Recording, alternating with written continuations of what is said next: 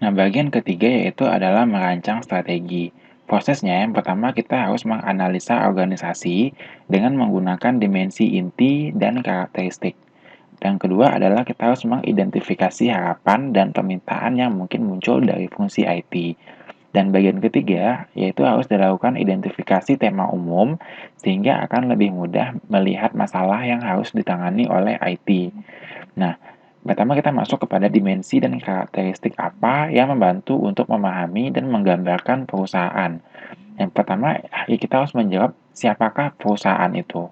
Nah, ini harus diketahui juga terkait dengan berapa besar, berapa lama berdiri, dan apa sejarahnya. Lalu terkait dengan berapa jauh jangkauannya, berapa banyak negara dan budaya. Lalu siapa pemiliknya dan seberapa besar pengaruhnya terhadap apa yang dilakukan perusahaan. Lalu apakah manajemen bisnis terpusat atau tersebar. Lalu terkait dengan struktur kerjanya, terbentuk hierarki atau jaringan, dan pengaruh politik terhadap arah perusahaan.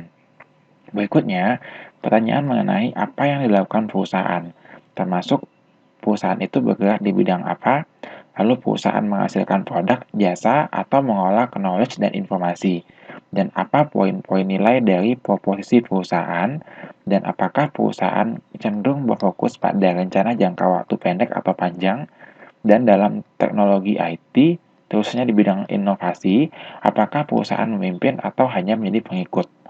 Dan siapakah yang dilayani oleh perusahaan. Nah, siapa pelanggan perusahaan dan berapa banyak segmen yang dilayani. Lalu, mengapa pelanggan membeli produk atau jasa perusahaan, di manakah pelanggan perusahaan itu berada, lalu nilai apa yang mereka inginkan, seberapa besar produk dan jasa yang disediakan oleh perusahaan, dan bagaimana cara perusahaan berhubungan dengan pelanggan, secara langsung ataukah melalui pihak ketiga. Nah, bagian kedua, kita harus mengidentifikasi harapan terhadap IT dan permintaan kepada IT. Di sini, menentukan dampak dari karakteristik yang teridentifikasi bagi IT, kemudian identifikasi kemampuan sistem, support, dan layanan yang mungkin diharapkan dari IT. Nah, di sini adalah contoh tabelnya, di mana kolom pertama berisi dimensi dan karakteristik perusahaan yang teridentifikasi, kolom kedua berisi harapan dan kebutuhan IT, dan kolom ketiga berisi kemungkinan sistem dan layanan yang dibutuhkan. Nah, masuk ke bagian ketiga yaitu terkait dengan identifikasi tema umum. Nah, di sini kita harus mereview informasi yang telah dikumpulkan dan kita dapat menentukan 3 atau 4 tema utama yang harus ditangani untuk memenuhi kebutuhan user. Setelah itu, harus menentukan syarat-syarat infrastruktur yang dibutuhkan untuk mendukung permintaan tersebut. Nah, sebagai hasilnya, perusahaan akan memperoleh pemahaman mengenai konteks organisasi sehingga mampu menentukan strategi IT-nya.